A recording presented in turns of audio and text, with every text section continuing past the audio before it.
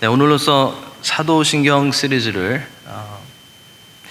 다 맞추려고 준비하고 있었는데 약간의 문제가 생겼습니다. 죄사함에 대한 말씀을 준비하다 보니까 왜 그렇게 깨달아지는 것이 많은지, 또 왜 그렇게 생각해 보아야 되는 그런 부분이 많은지, 또 왜 그렇게 떠오르는 그런 말씀들이 많은지, 그래서 오늘은 다 끝나지 못할 것 같고요. 사도신경을 죄사함에 대한 그 말씀을 나누고, 아마도 다음에 기회가 될 때 마지막 부분과 또 사도신경을 정리하는 그러한 시간을 가져야 할 것 같습니다. 거룩한 공예와 성도가 서로 교통하는 것과 라는 그 말씀, 그 부분을 통해서 지난 시간에는 교회는 하나님의 집이고 그리스도의 몸이고 성령의 전이기 때문에 우리가 우리 마음대로 생각하고 우리 마음대로 비판할 수 없고, 우리가 기도하면서 성도들과 함께 연약한 그런 부분들을 하나님께서 주신 그런 은사로 세워가야 한다라는 그런 말씀을 우리가 보았습니다. 그리고 삼위일체 하나님에 대한 그 고백이 나온 이후에 바로 이어서 교회가 나오는 것을 보면, 이 교회가 개인보다, 또 개인의 구원보다 더 중요하다라는 것을 아마 우리 믿음의 선배들이 사도신경을 통하여서 강조한 것임을 우리가 생각해 보았습니다. 오늘은 시편 130편과 함께 이 사도신경에 나오는 죄를 사하여 주시는 것과에 대해서 살펴보려고 합니다. 이 시편 130편은 유대인 순례자들이 성전을 향해서 여행하는 그런 가운데 자신의 죄를 고백하고 또 하나님의 용서하심과 축복을 구하는데 사용했던 그런 시로 알려지고 있습니다. 하나님의 성전에 예배하러 가면서 자신들의 마음을 준비하는데 이 시편을 노래했던 것 같습니다. 여러분, 혹시 그 교회에 예배하러 오시면서 부르시는 찬송이 있으신가요? 한두 분은 이렇게 있다고 이렇게 하시는데, 자, 저도 한번 생각해 보았는데 요즘에는 별로 없는 것 같아요. 그런데 주일학교 때, 어릴 때 생각이 났습니다. 선생님께서 가르쳐 주신 오늘 집을 나서기 전 기도했나요? 그 찬양을 자주 불렀던 것 같아요. 교회 가면서 오늘 집을 나서기 전 기도했나요? 오늘 받을 은총 위에 기도했나요? 그 찬양을 부르면서 교회에 걸어갔던 그런 생각이 났습니다. 이 시편 130편은 이처럼 순례자들이 성전으로 올라가면서 불렀던 그런 노래였습니다. 시인은 자신뿐만 아니라 자신의 민족의 구원과 민족의 죄악을 용서해 주시기를 이 130편 가운데 하나님께 또 그렇게 구하고 있는 것도 우리가 볼 수 있습니다. 이러한 배경을 가지고 있는 시이기 때문에 이 죄사함에 대한 중요한 교훈을 우리가 시편 130편을 통해서 배울 수가 있습니다. 사도신경에서 죄를 사하여 주시는 것과 라는 부분을 살펴보기 위해서 먼저 우리는 죄가 무엇인지 생각해 보아야 하겠습니다. 우리가 죄를 어떻게 정의할 수 있을까요? 요한 1서 3장 4절이 가장 짧지만 정확하게 쉽게 죄를 우리에게 정의해 주는 것 같습니다. 요한 1서 3장 4절 말씀 제가 읽겠습니다. 죄를 짓는 자마다 불법을 행하나니 죄는 불법이라. 죄를 짓는 자마다 불법을 행하나니 죄는 불법이라. 아주 간단하게 정리해 보면 죄는 하나님께서 정해 놓으신 법을 어기는 것입니다. 하나님의 법을 어기는 것이 죄라고 요한일서 3장 4절에서 그렇게 정의해 주고 있습니다. 그래서 하나님의 말씀에 순종하지 않는 것이 죄고, 예수님을 믿지 않는 것이 죄고, 진실하지 못한 것이 죄고, 우상을 섬기는 것이 죄가 되고, 또 우리 마음대로, 우리 생각대로 하나님 상관없이 행하는 그런 모든 것이 죄가 되는 것입니다. 십계명을 생각하면 어떤 것들이 하나님의 법을 어기는 것인지 우리가 쉽게 알 수 있을 것입니다. 죄하면 떠오르는 사람이 있습니다. 죄하면 누가 떠오르십니까? 여러분들 떠오르시는 사람이 있으신가요? 죄하면 우리 자신 말고요. 유명한 한 사람이 있는데 죄 문제 때문에 정말로 고생을 많이 했던 그 우리의 믿음의 선배가 떠오릅니다. 마르틴 루터였죠. 가톨릭 신부이면서 많은 교육을 받고 하나님에 대한 열심이 있었던 그런 사람이었습니다. 그런데 그는 항상 이 죄 문제로 인해서 두려움과 고통 가운데 살아가야만 했습니다. 시편 30편 1절에 나오는 그런 말씀처럼 여호와여 내가 깊은 곳에서 주께 부르짖었나이다. 이 마르틴 루터는 이 죄책감과 죄로 인해서 또 심판에 대한 그런 생각 때문에 항상 이 깊은 곳에서 헤어나오지 못하는, 깊은 곳에 빠져서 헤어나오지 못하는 그런 삶을 살았습니다. 영적으로 육적으로 극심한 그런 염려와 위기 상태에 그는 항상 처해 있었습니다. 시편 기자는 오늘 3절에서 여호와여 주께서 죄악을 감찰하실진대 주여 누가 서리까 라고 그렇게 노래합니다. 이 말은 만약 하나님이 인간의 죄에 따라서 심판하신다면 그 어느 누구도 감히 하나님 앞에 제대로 설 수 없다라는 그런 말씀입니다. 루터는 이러한 생각 가운데 두려움에 쌓여서 살아가고 있었던 것입니다. 말이 그렇지 얼마나 마르틴 루터가 힘들었겠습니까? 신부이고 신학 공부를 하지만, 하나님에 대해서 공부하지만, 다른 이들을 가르치지만 자신의 죄의 문제 때문에 항상 자유롭지 못하고 불안한 그런 가운데, 자신감이 없는 가운데 그가 살아가고 있었던 것입니다. 제가 생각해 봤는데 목사가 제일 힘든 게 무엇일까 한번 생각해 봤어요. 여러분들 아시나요? 부부싸움을 하고 와서 설교하는 것도 힘들지만 목사가 제일 힘든 것 중에 하나는 자신은 믿어지지 않는데, 자신은 확신이 없는데 그 말씀을 가지고 가르치고 설교를 하는 것입니다. 아마 마르틴 루터가 그랬을 것 같아요. 제가 중학교에 다닐 때 과학 선생님이 계셨는데, 과학 선생님이 크리스찬이셨습니다.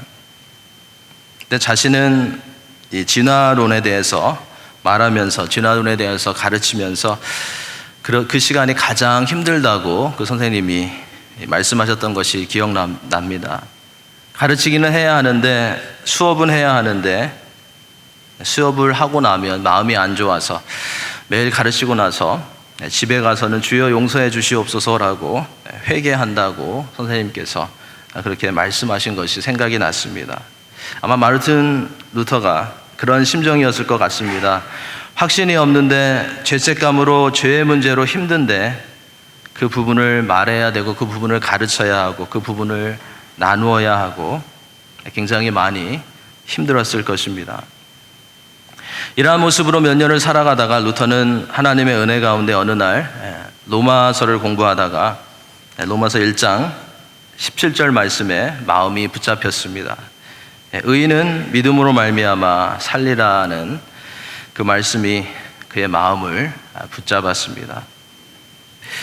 이 말씀을 통해서 그의 눈이 열리기 시작했고, 그는 하나님께서 자신의 죄를 용서해 주셨다라는 것을 처음으로 깨닫게 되었던 것입니다. 자신이 무엇을 했기 때문에 죄사함을 받은 것이 아니라 예수님께서 십자가에서 죽으시고 부활하셨기 때문에, 그 사실을 믿기 때문에 죄사함을 받은 것임을 그는 깨닫게 되었던 것입니다. 루터는 이러한 죄사함의 은혜를 체험한 것입니다. 그래서 루터는 자신이 깨달은 그 진리를 천국에 이르는 그런 길이라고까지 그렇게 고백했습니다. 그리고 루터는 이 사도신경 중에서 오늘 우리가 보고 있는 죄를 사하여 주시는 것과 라는 이 고백이 가장 중요하다고 주장하기도 했습니다. 여러분들은 사도신경에서 어떤 부분이 가장 중요하다고 생각하십니까? 정답은 다 중요하죠. 그런데 우리의 마음에 특별히 더 와닿는 그런 부분이 있을 것입니다. 우리 마음에 더 와닿는 그런 신앙 고백이 있을 것입니다. 다 중요하지만 저는 예수님이 우리의 죄를 위해서 죽으시고 장사되셨다라는 그런 부분이 항상 마음에 제일 많이 와 닿습니다. 루터는 그렇게 힘들게 지내다가 죄의 용서함에 대한 그런 답을 얻었기에 죄를 사하여 주시는 것과 라는 이 고백을 가장 좋아하고 가장 중요하게 보았던 것입니다. 죄사함을 바르게 이해하기 위해서 우리는 죄가 무엇인가에 대해서 생각해 보았습니다. 두 번째로 우리가 던져야 하는 그 질문은 왜 우리에게는 죄사함이 필요한가라는 질문입니다. 왜 우리에게는 죄사함이 필요한가? 로마서 3장 23절이 그 답을 우리에게 주고 있습니다. 여러분 잘 아시는 말씀이죠. 모든 사람이 죄를 범하였음에 하나님의 영광에 이르지 못하더니.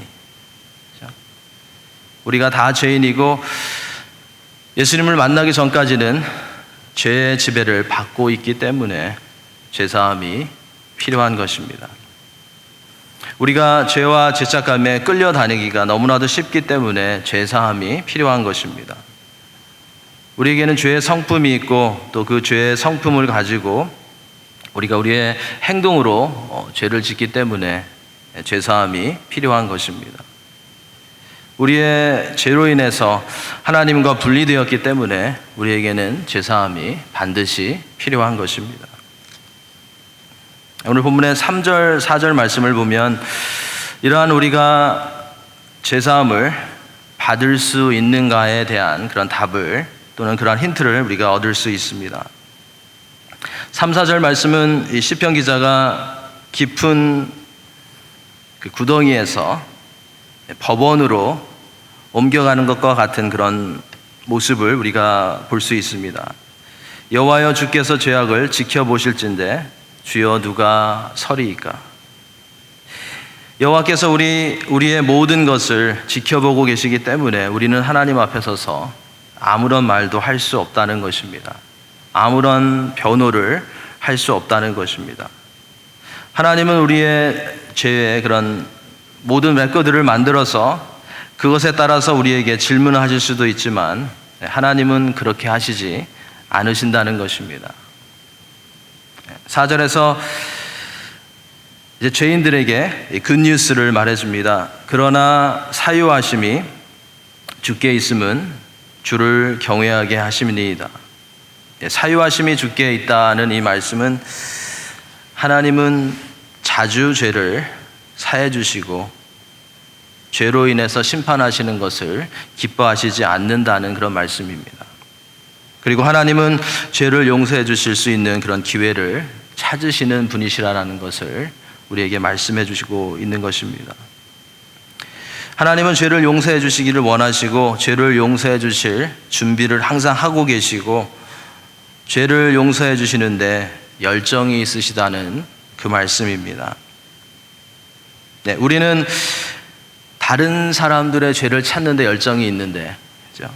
다른 사람들의 죄를 찾아내고 그 죄를 더 알려고 하고 퍼뜨리려고 하는 그런 죄악된 행동에 더 열정이 있는데 하나님은 죄를 용서해 주시고 죄를 용서해 주실 준비를 항상 하고 계시다는 것입니다.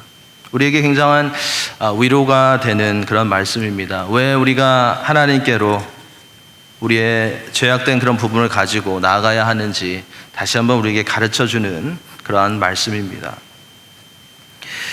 우리는 이러한 용서하시는 하늘에 계신 아버지의 마음을 닮아가는 그런 성도가 되어야 할 것입니다. 주기도문에서도 언급되지만 이런 부분이 있죠. 우리가 우리에게 죄 지은 자를 사하여 준 것 같이 우리의 죄를 사하여 주시옵고. 우리는 하나님께 받은 죄사함의 은혜를 항상 기억하면서 다른 이들을 용서할 수 있는, 또 용서해 주는 그런 하나님의 자녀들이 되어야 할 것입니다.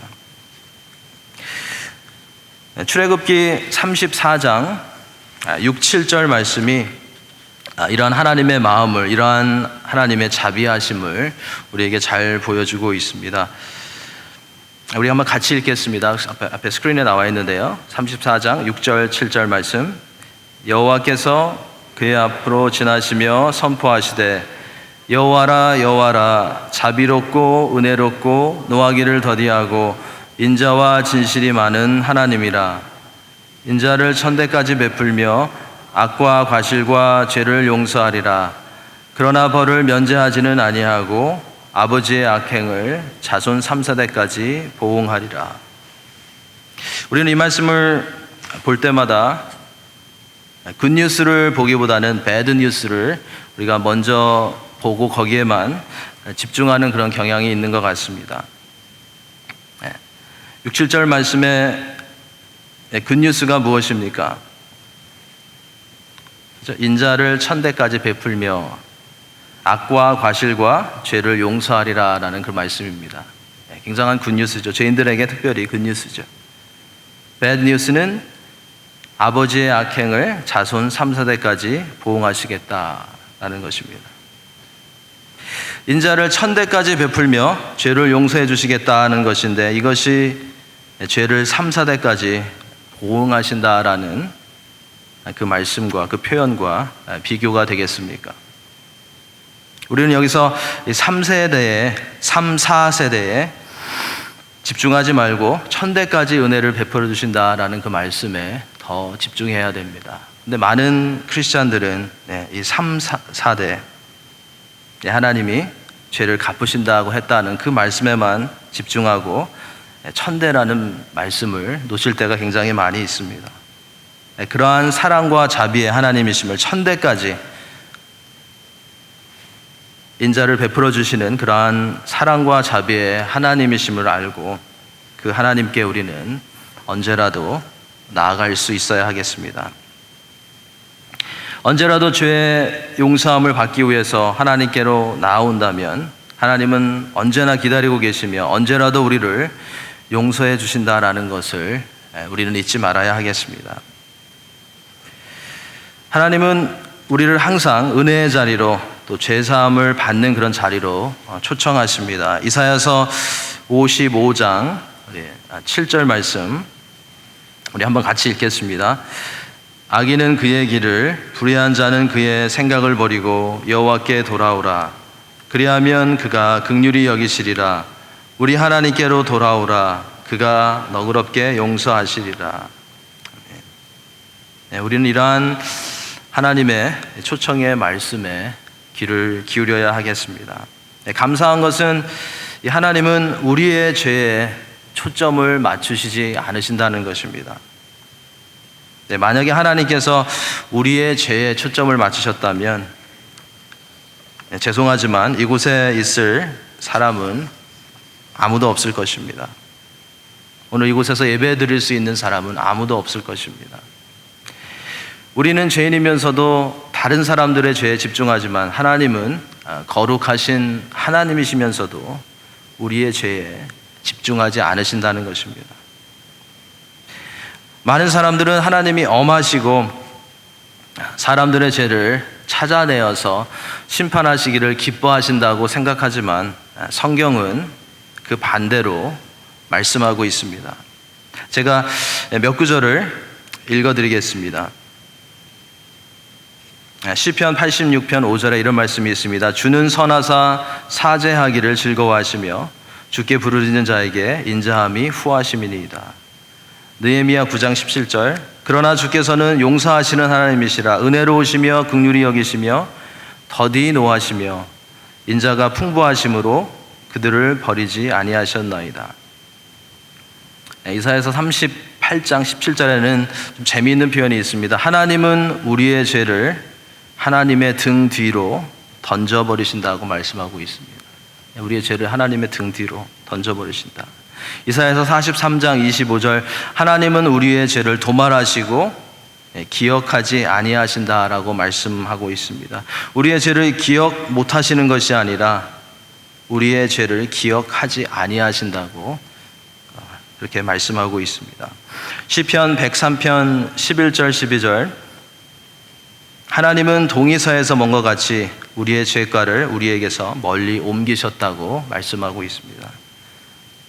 미가서 7장 19절 하나님은 우리의 죄악을 발로 밟으시고 우리의 모든 죄를 깊은 바다에 던지신다고 말씀하고 있습니다. 하나님께서 우리의 죄를 사해 주신다라는, 용서해 주신다라는 그 표현들이 성경에 이렇게 다양하게 나와 있습니다. 죄를 던지시고 도말하시고 옮기시고 밟으시고 바다에 빠뜨리시고 기억하지 않으신다. 이만큼 하나님께서 열정을 가지시고 우리가 죄로 인해서 방황하거나 또 하나님과의 관계가 막히는 것을 원치 않으신다는 것입니다. 그것을 하나님께서 막으신다는 것입니다. 이렇게 하나님께서 우리의 죄를 용서해 주시지만 그렇다고 해서 우리가 이 말씀을 너무 가볍게 여겨서는 또 너무 당연하게 여겨서는 안 될 것입니다. 왜냐하면 이 공의로우신 하나님께서 우리의 죄를 용서해 주시기 위해서는 큰 대가를 지불하셔야 했기 때문입니다. 우리의 죄를 용서해 주시기 위해서는 우리를 대신해서 예수 그리스도께서 십자가에 달리셔야만 했기 때문입니다. 그래서 우리는 우리의 죄사함을 받은 그런 은혜를 너무 쉽고 너무 가볍게 생각하면 안 되겠습니다. 이런 말이 있죠. It is free but not cheap. 그렇죠? 우리가 공짜로 우리가 커스한 것 없이 이런 죄사함의 은혜를 의롭다 하심을 받았지만 그것은 결코 싼 것이 아니라 왜냐하면 예수 그리스도께서 십자가에 달리셨기 때문인 것입니다.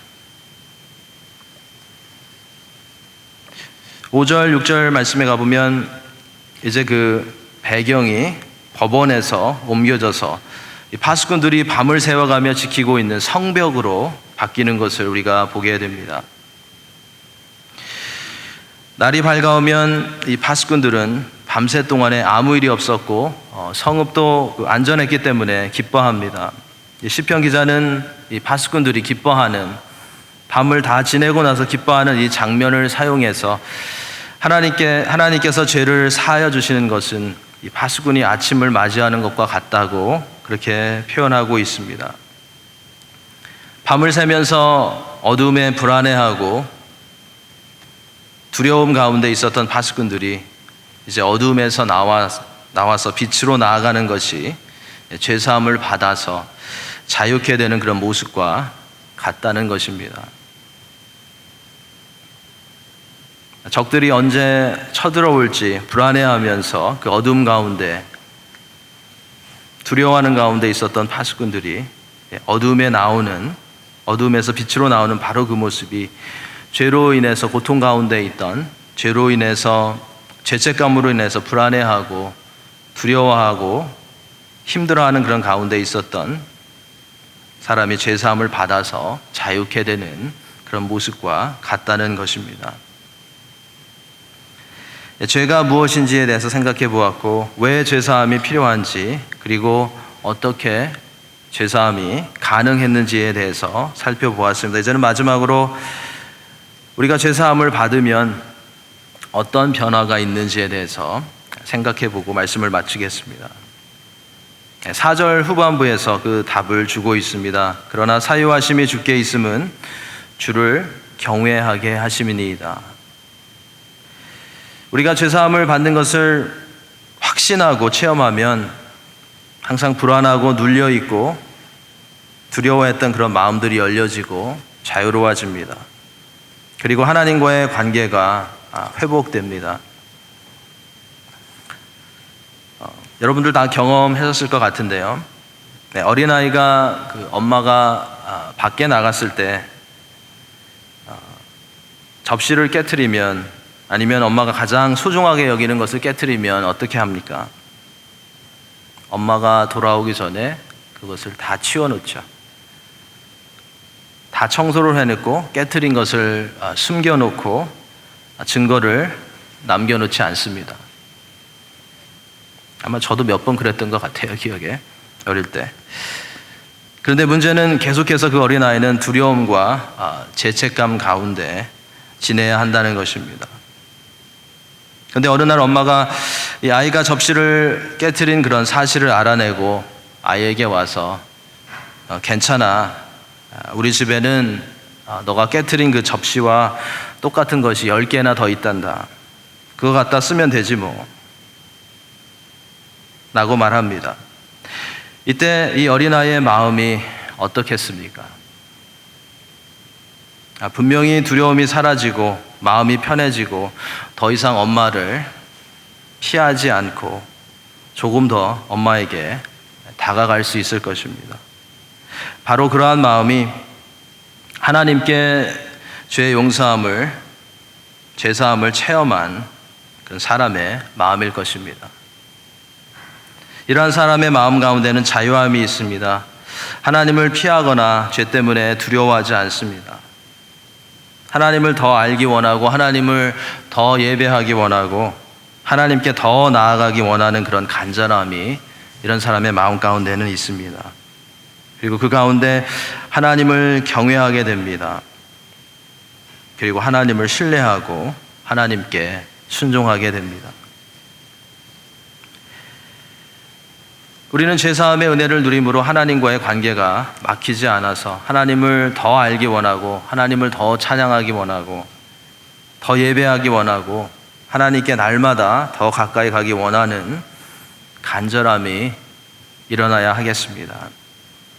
그래서 우리가 더 즐겁게 더 주님의 임재하심을 체험하면서 더 담대하게 신앙생활을 할 수 있어야 하겠습니다.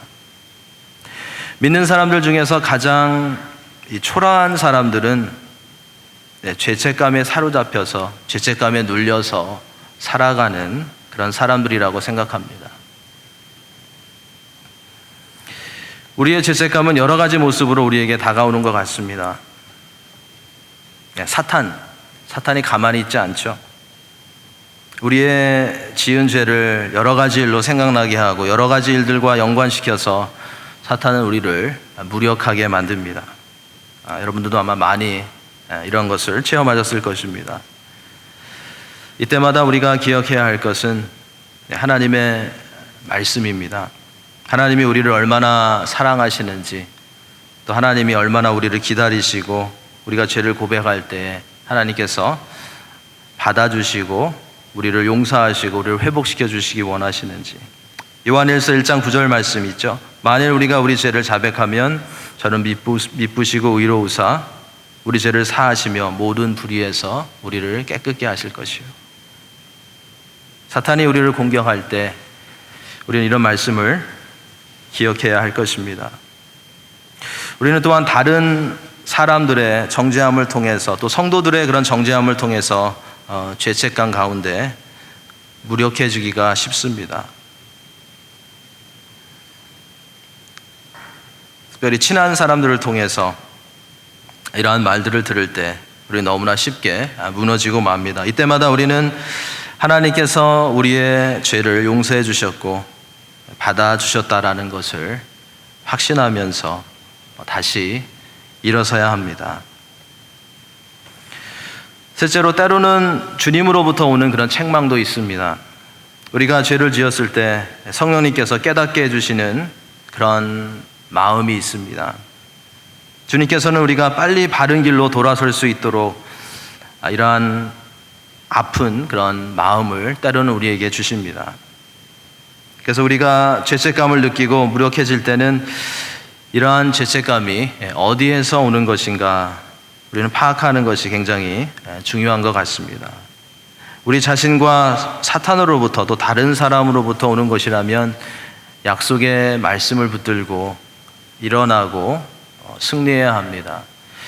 그리고 이것이 주님께서 주시는 마음이라면 겸손하게 우리의 잘못을 고백하며 주님께 나아가야 합니다.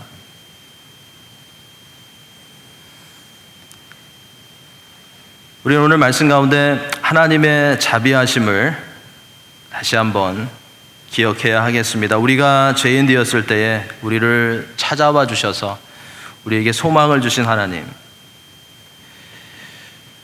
모든 것을 다 가지고 계셨지만, 부요한 가운데 계셨지만 우리를 위해서 가난해지시고 또 가난해지심으로 우리를 부요케 하신 예수님, 그리고 탕자 같은 우리를 기다리시며 용서하시고 기쁨으로 우리가 나아갈 때 맞아주시는 그 하나님의 사랑을 우리가 기억해야 하겠습니다. 이러한 하나님의 사랑을 생각하면서 우리는 시편 기자가 가졌던 그런 마음처럼 이 사랑과 자비하심이 우리의 삶뿐만 아니라 다른 이들의 삶 가운데서도